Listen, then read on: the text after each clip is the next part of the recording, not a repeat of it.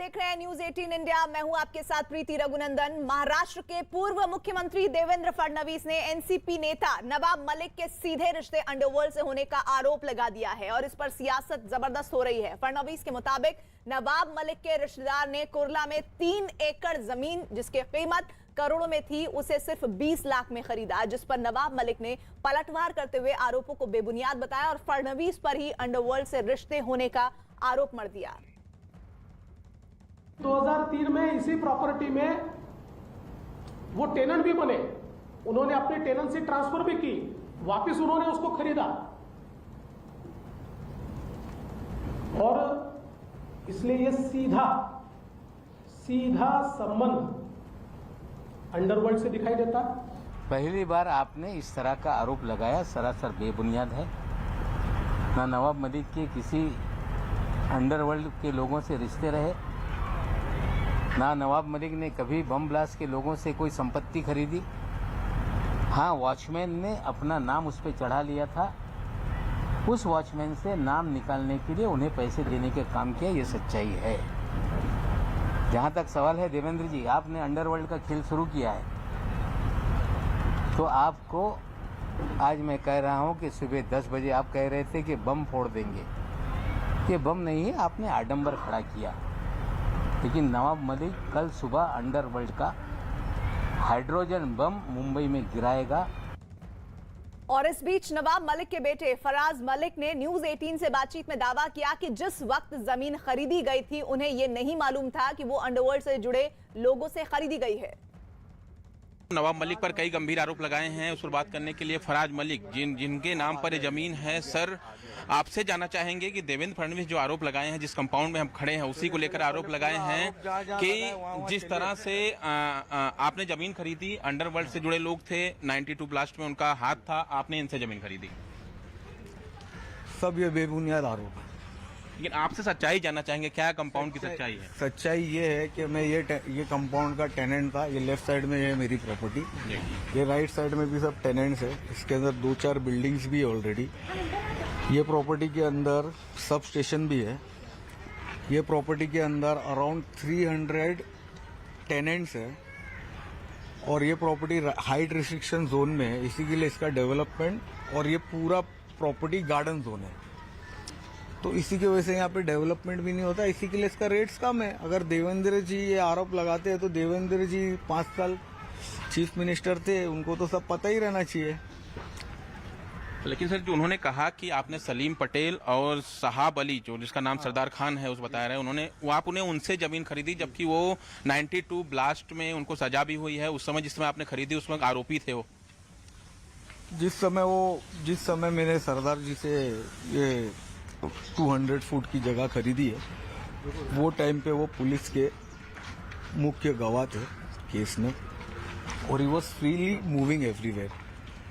तो जैसे उनको कन्विक्शन नहीं हुआ था, तो until and unless somebody is proved guilty, I don't consider him to be guilty। तो तभी हमने उनसे सौदा किया है। हमारे साथ इस खबर पर बातचीत करने के लिए हमारे साथ हमारे सहयोगी जुड़ रहे हैं। अभिषेक पांडे मुंबई से लाइव। अभिषेक, आप हाइड्रोजन बम फोड़िए, नाइट्रोजन बम फोड़िए, कोई भी बम फोड़िए, लेकिन इस बात का जवाब फराज मलिक जो दे रहे हैं, क्या वो जज्ब होता है कि करोड़ों की जमीन 20 लाख की खरीदी गई, लेकिन उन्हें नहीं पता था कि किन लोगों की जमीन है? देखिए, 2 महत्वपूर्ण चीजें इसमें देखने को मिल रही हैं जिसका जवाब नवाब मलिक या उनके परिवार की तरफ से नहीं दिया गया। पहला, एक वॉचमैन बिल्डिंग का 10% मालिकाना हक कैसे ले लेता है और किस तरीके से मालिकाना, ऐसे मुंबई में 1000 प्रॉपर्टीज हैं, 1000 बिल्डिंगें हैं जिसमें वॉचमैन काम कर रहा है, तो क्या वॉचमैन उस बिल्डिंग का मालिक हो जाता है क्या? तो इस पर जवाब उन्होंने नहीं दिया कि आखिर उस वॉचमैन के पास 10% जमीन की प्रॉपर्टी आई कैसे। दूसरा महत्वपूर्ण चीज जो है वो ये है कि अगर अंडरवर्ल्ड के साथ किसी के संबंध रहे हैं और किसी पर केस चल रहा है, तो क्या ऐसे में ये जानते हुए कि जब आप मंत्री रह चुके हैं या मंत्री पद पर रह रहे हो, तो ऐसे में आप किसी अंडरवर्ल्ड से संबंधित किसी व्यक्ति की जमीन खरीद कर सकते हैं क्या, भले उस पर कन्विक्शन हुआ हो या ना हुआ हो? और इतने मुंबई के भीतर जहां पर ये प्रॉपर्टी बताई जा रही है, वहां पर उस समय का रेट 2000 रुपये स्क्वायर फीट है और उस रेट को महज 20 रुपए स्क्वायर फीट के हिसाब से खरीदा जाए तो ये कौन से हिसाब से जज होता है? ठीक है, क्या मैं ये अभिषेक 20 आपको रुपए रोक के रही हूँ। हिसाब एक बिग ब्रेकिंग आ रही है। एनसीबी के डीडीजी ज्ञानेश्वर सिंह ने आज मुंबई पुलिस कमिश्नर से मुलाकात की और उनसे क्रूज ड्रग्स मामले में सीसीटीवी फुटेज समेत दूसरे सबूत देने की मांग की है। और इस दौरान उन्होंने बताया कि ड्रग्स केस में गवाह प्रभाकर का बयान दर्ज हो चुका है और बाकी 2 गवाहों के बयान दर्ज किए जा रहे हैं। तो बिग ब्रेकिंग, एनसीबी के डीडीजी ज्ञानेश्वर सिंह ने आज मुंबई पुलिस कमिश्नर से मुलाकात की है और उनसे क्रूज ड्रग्स मामले में सीसीटीवी फुटेज और दूसरे सबूत देने की मांग की है। और इस दौरान उन्होंने बताया कि ड्रग्स केस में गवाह प्रभाकर का बयान दर्ज हो चुका है और बाकी 2 गवाहों के बयान दर्ज किए जा रहे हैं। टीम सुबह 4 बजे चली थी दिल्ली से और यहाँ पहुँचने के बाद हम कुछ स्पॉट्स विजिट किए और प्रभाकर सहल जी ने यहाँ पे इन्वेस्टिगेशन ज्वाइन किया, इंक्वायरी को ज्वाइन किया। कल रात करीब 12:30 बजे तक वो हमारे साथ थे, चीज़ें कंप्लीट नहीं हो पाई थी, तो आज उसी क्रम में हम लोग उनसे दोबारा बात कर रहे हैं। सर, आज कुछ और भी लोगों को बुलाया गया है विटनेसेस को रिकॉर्ड करने के लिए स्टेटमेंट? हाँ, आज 2 और विटनेसेस के स्टेटमेंट रिकॉर्ड हो रहे हैं। प्रभाकर सहल जी का स्टेटमेंट ऑलमोस्ट ख़त्म है, तो इसके बाद हम उन 2 गवाहों पर काम करें। सर, खबर पर बात करने के लिए हमारे साथ हमारी सहयोगी श्रेया दुबे जुड़ रहे हैं। श्रेया, एनसीबी ने मुंबई पुलिस से सबूत मांगे हैं, कोई समय सीमा दी गई है इस बारे में? देखिए, अभी कुछ देर पहले ही ज्ञानेश्वर सिंह ने जब हमें बाइक दी तो उन्होंने हमें यही बताया कि अभी वो कुछ देर पहले ही जो है मुंबई पुलिस कमिश्नर से मिलने गए थे और साथ ही साथ कल ही ये जो पूरी विजिलेंस टीम है कल ही दिल्ली से जो मुंबई है वो लैंड की है। उसके तुरंत बाद जो है 2 बजे जो है प्रभाकर सहल जो इस पूरे केस के सबसे अहम गवाह है उन्हें बुलाया गया। उनका स्टेटमेंट कल तकरीबन 9 घंटों तक जो है वो स्टेटमेंट रिकॉर्ड किया गया। उसके बाद आज सुबह वापस करीब 11:30 बजे जो प्रभाकर हैं वो यहाँ पर पहुंचे हैं और अभी कुछ ही देर में जो उनका स्टेटमेंट है वो पूरी तरीके से रिकॉर्ड हो जाएगा। साथ ही साथ ज्ञानेश्वर सिंह ने हमें ये भी बताया कि प्रभाकर के साथ साथ और 2 लोगों का जो है स्टेटमेंट को रिकॉर्ड किया जा रहा है, लेकिन वो जो 2 लोग हैं वो कौन है उसकी जो जानकारी है वो उन्होंने नहीं दी। लेकिन बाकायदा उन्होंने बताया कि कुछ देर पहले ही वो जो है मुंबई पुलिस कमिश्नर से मिलने गए थे और उनसे एक एफिडेविट की उन्होंने मांग की है। जी, शुक्रिया श्रेया। और इधर फडणवीस ने भी आरोप लगाया है कि अंडरवर्ल्ड के जिन लोगों से ये जमीन खरीदी गई थी वो मुंबई बम धमाकों से जुड़े हुए थे। फडणवीस ने क्या कहा, सुनिए।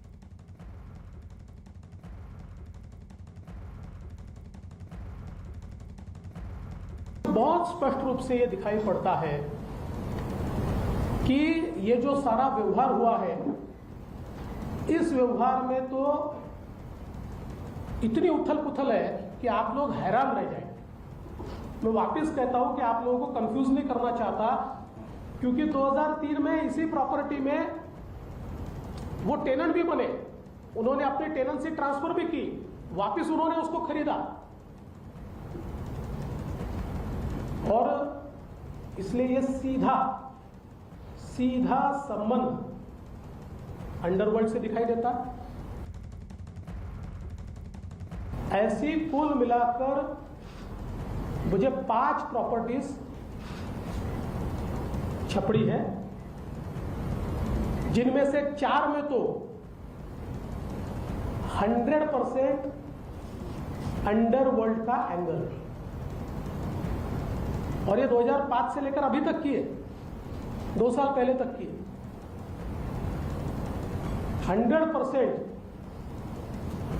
4 प्रॉपर्टीज में अंडरवर्ल्ड का एंगल है।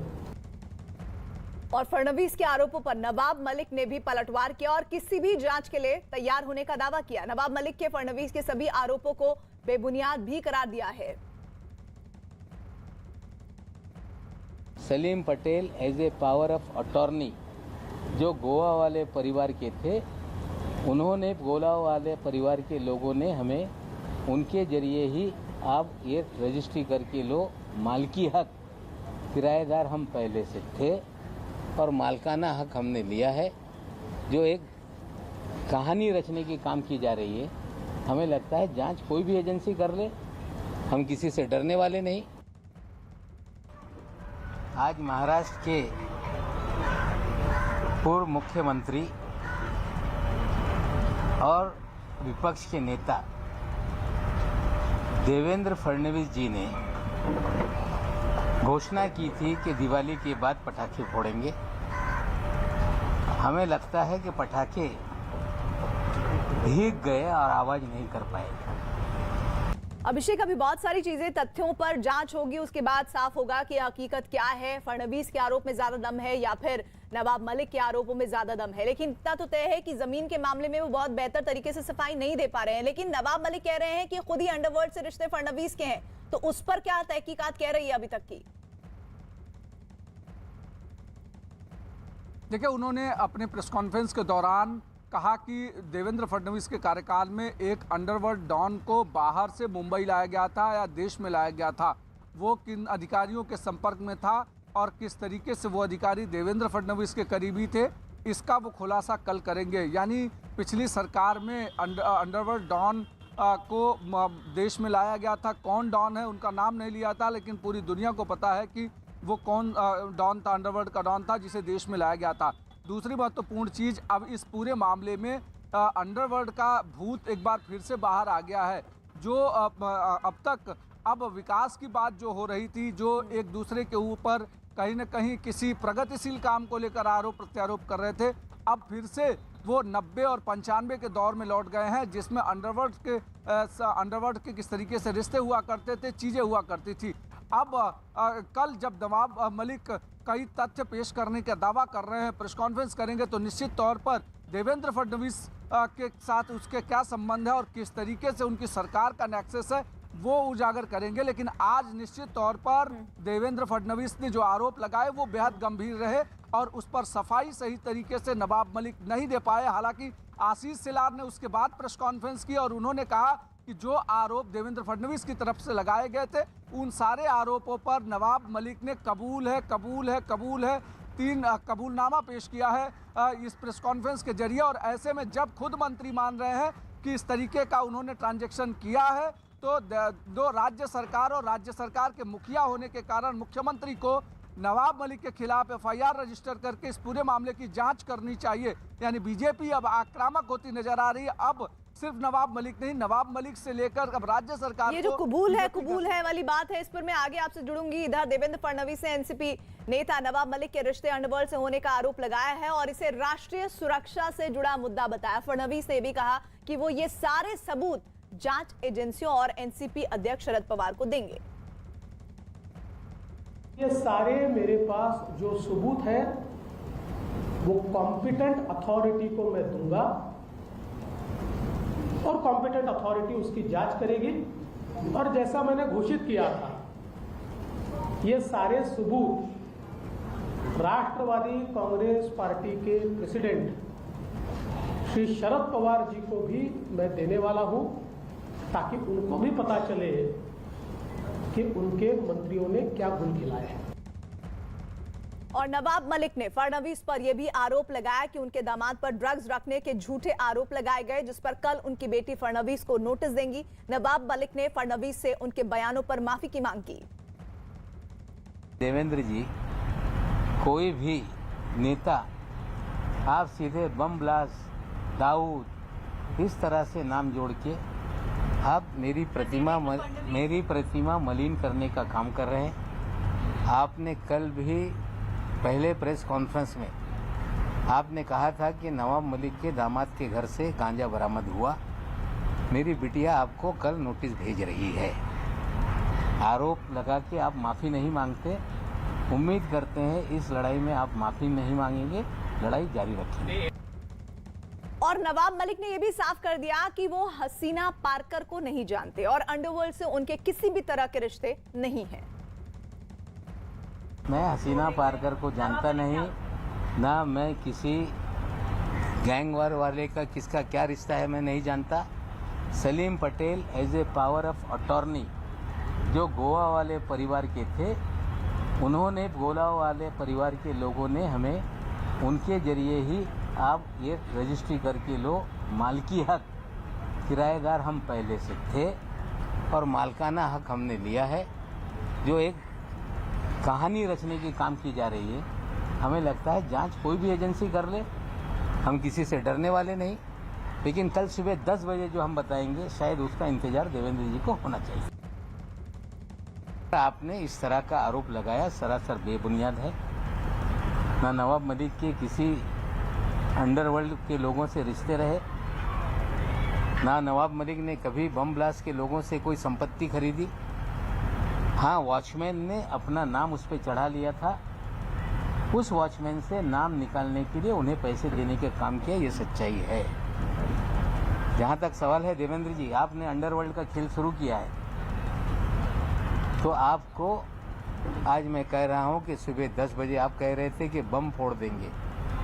ये बम नहीं है, आपने आडंबर खड़ा किया। लेकिन नवाब मलिक कल सुबह अंडरवर्ल्ड का हाइड्रोजन बम मुंबई में गिराएगा। अभिषेक, इस पूरे मामले में अगर हम देखें तो क्रूज ड्रग्स पार्टी केस में किस तरह से पूरा मामला उछला, उसके बाद समीर वानखेड़े पर नवाब मलिक ने आरोप लगाए, फिर फडणवीस का नाम आया, अंडरवर्ल्ड से रिश्तों की बात आई, गवाह किस तरह से सामने आए, और अब ऐसा लग रहा है कि एक दूसरे पर आरोप प्रत्यारोप का ही दौर चल रहा है। लेकिन इन आरोपों के बीच असल बात क्या है, सच्चाई कैसे सामने आएगी, इस पर किस तरह से हम बात करें ताकि जो लगातार आरोप है उनके बारे में सच तो पता चले कि कौन सच बोल रहा है, कौन झूठ बोल रहा है। बिल्कुल, अब एजेंसियों तक मामला पहुंच गया है और खास करके जिस तरीके से देवेंद्र फडणवीस ने प्रेस कॉन्फ्रेंस में कहा कि कॉम्पिटेंट अथॉरिटी को ये पूरा मामला ट्रांसफर किया जाएगा, उसमें 2 आरोप जो थे बेहद गंभीर। एक तो या तो पैसे कम अगर दिए गए तो क्या ब्लैक मनी का इसमें इस्तेमाल हुआ, ज़्यादा पैसे कैश में दिए गए क्या, क्योंकि मामला अंडरवर्ल्ड से जुड़ा हुआ था और अंडरवर्ल्ड के लोग कैश में जब उगाही करते हैं तो कैश में ट्रांजैक्शन होता है, तो इसमें कहीं ना कहीं फेमा और ईडी का इन्वॉल्वमेंट होगा। तो ईडी का इन्वॉल्वमेंट, हालांकि उन्होंने नाम नहीं लिया, लेकिन दूसरा उन्होंने कहा कि राष्ट्रीय सुरक्षा से जुड़ा मामला है तो निश्चित तौर पर राष्ट्रीय सुरक्षा एजेंसी यानी जिस तरीके से इस पूरे इन्वेस्टिगेशन में एनआईए का आना करीब करीब तय माना जा रहा है। और उन्होंने ये भी कहा है कि इन्वेस्टिगेशन एजेंसियों को सबूत देने के साथ साथ वो मुख्यमंत्री और शरद पवार को भी सबूत देंगे। यानी बीजेपी ने ये तय कर लिया है कि अब इस पूरे मामले को देवेंद्र फडणवीस बनाम नवाब मलिक की बजाय बीजेपी बनाम राज्य सरकार करने की तैयारी है और राज्य सरकार को नवाब मलिक के बहाने किस तरीके से बीजेपी घेरे, इसकी पूरी कोशिश कर रही है। आने वाले महीने में महाराष्ट्र में विधानसभा सत्र शुरू हो रहा है और ऐसे में बीजेपी की कोशिश होगी कि इस लड़ाई को तब तक जारी रखा जाए ताकि विधानसभा में इसको लेकर के हंगामा करके होना ये चाहिए था कि ड्रग्स मामले में इन्वेस्टिगेशन को व्यापक तौर पर किया जाना चाहिए था और जो केंद्र बिंदु है वो वही रहना चाहिए था। लेकिन अब सियासत एक अलग ही रूप में नजर आ रही है जहां पर बीजेपी वर्सेस स्टेट की फाइट दिख रही है। अब बने रहिएगा मेरे साथ। नवाब मलिक के फडणवीस पर पलटवार के बाद बीजेपी एक बार फिर मैदान में उतरी और इस बार मोर्चा बीजेपी नेता आशीष शेलार ने संभाला है और नवाब मलिक से एक के बाद एक कई सवाल पूछे हैं। आशीष शेलार ने पूछा कि बम धमाके के गुनहगार शाह वली खान से उनका क्या रिश्ता है और कुर्ला की जमीन उन्हें कौड़ियों के भाव कैसे मिले। सुबह तो माननीय माजी मुख्यमंत्री देवेंद्र फडणवीस जी ने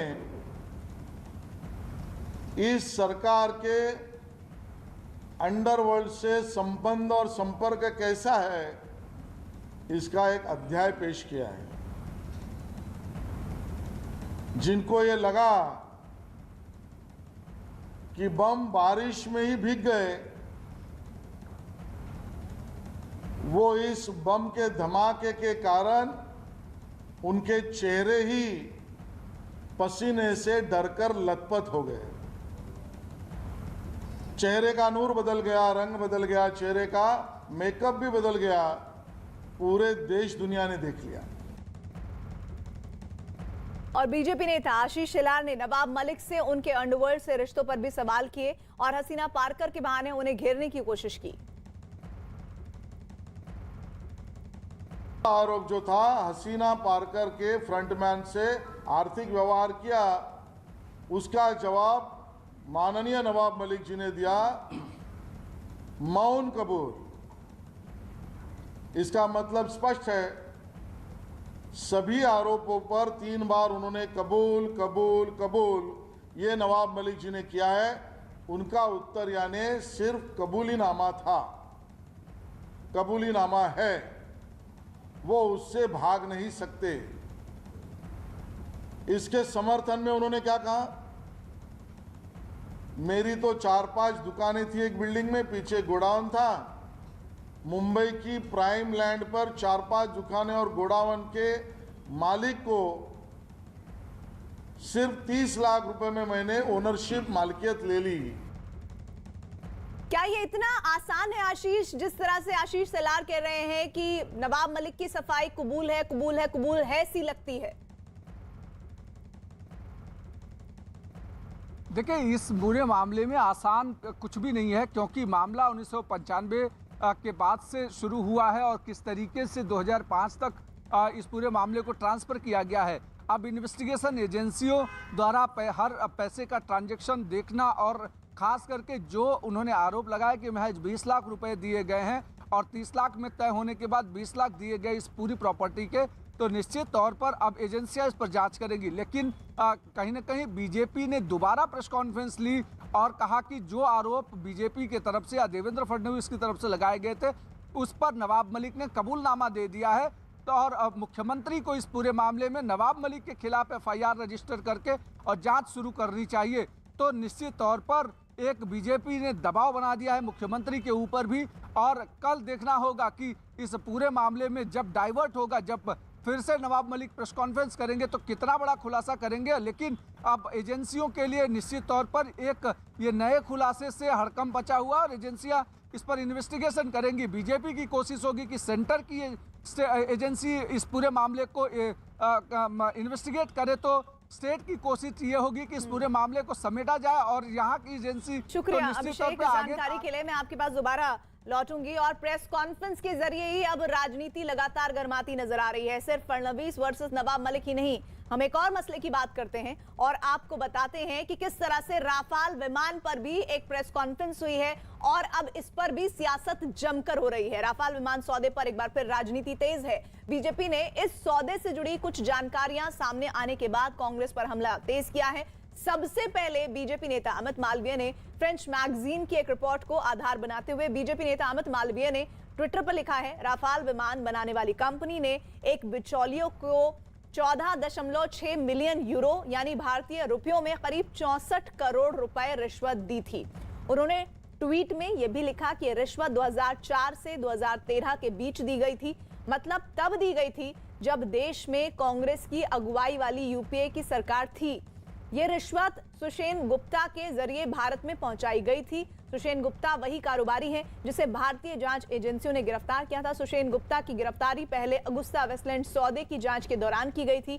फ्रांस की मैगजीन मीडिया पार्ट के जिस आर्टिकल का जिक्र अमित मालवीय ने किया उसमें यह भी दावा किया गया कि भारत की जांच एजेंसियों को भी इसकी जानकारी है। और इसके बाद पवन खेड़ा ने कांग्रेस की तरफ से राफाल के मुद्दे पर सरकार को घेरने की कोशिश की और इसे सबसे बड़ा घोटाला बताते हुए सरकार पर कई आरोप लगा दिए, जिसका जवाब देने बीजेपी प्रवक्ता संबित पात्रा आए सामने और कांग्रेस पर ही घोटाले का आरोप लगा दिया।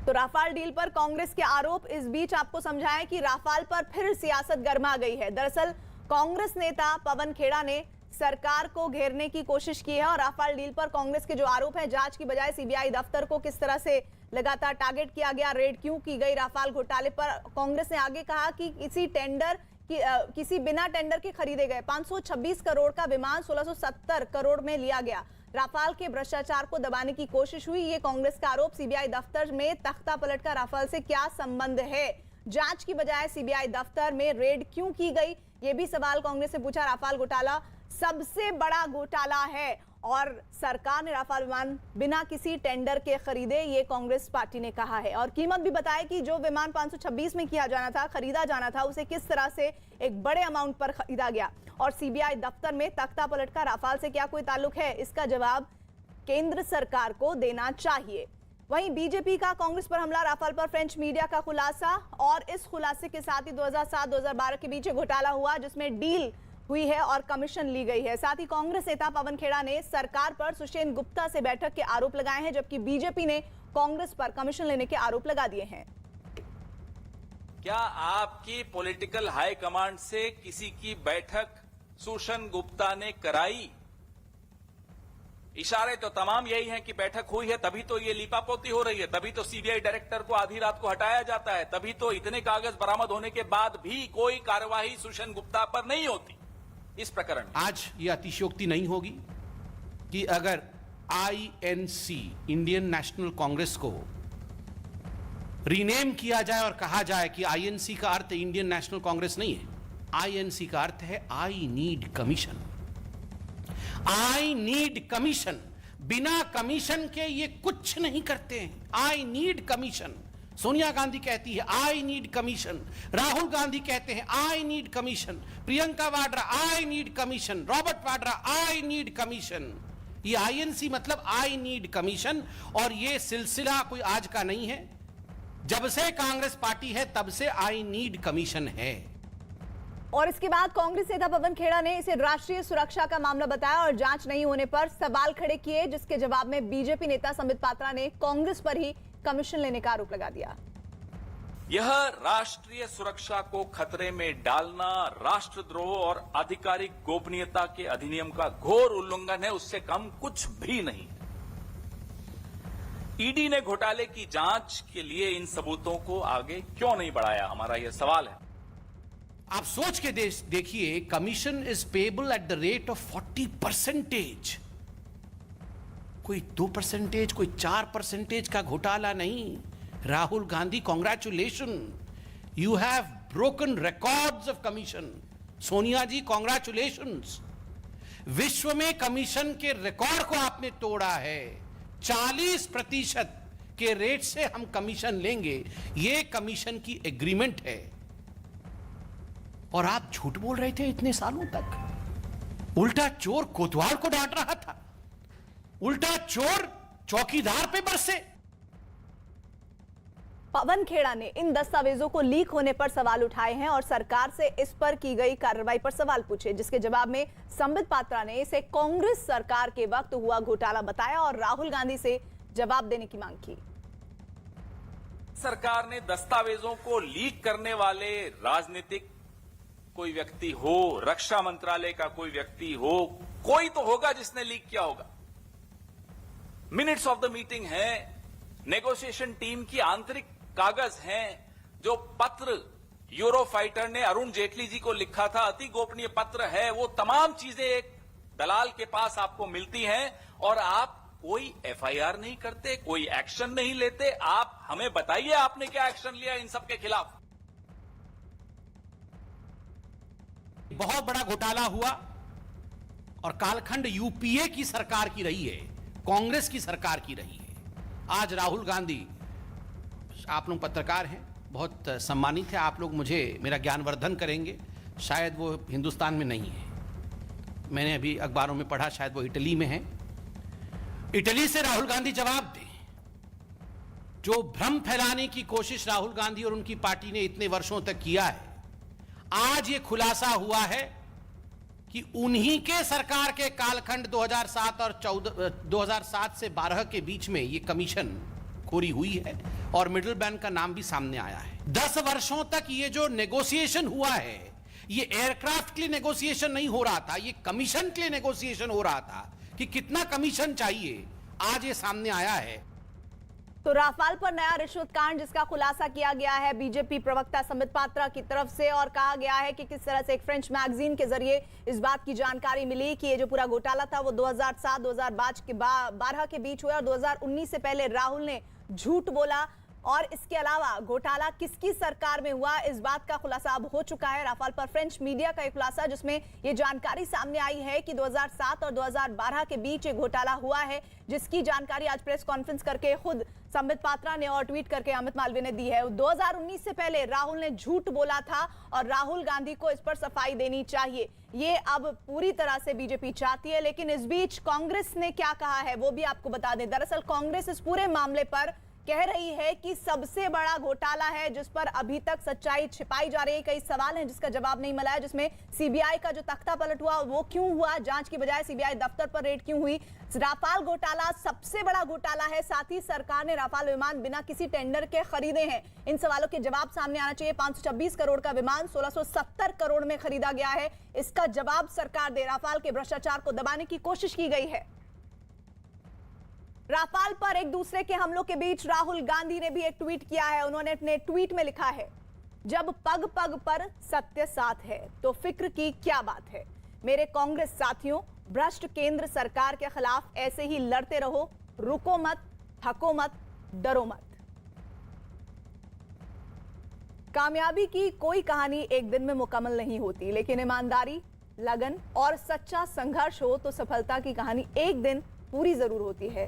क्या आप जानते हैं कि देश में श्वेत क्रांति यानी दूध क्रांति लाने वाले अमूल का सफर गुजरात के सिर्फ 2 गांव से शुरू हुआ था। 75 साल का हो चुका अमूल भी पूरे देश के साथ आजादी के अमृत महोत्सव की खुशियां मना रहा है। आइए जानते हैं सबसे कामयाब ब्रांड बनने तक की यात्रा में अमूल ने कौन कौन से पड़ाव पार किए।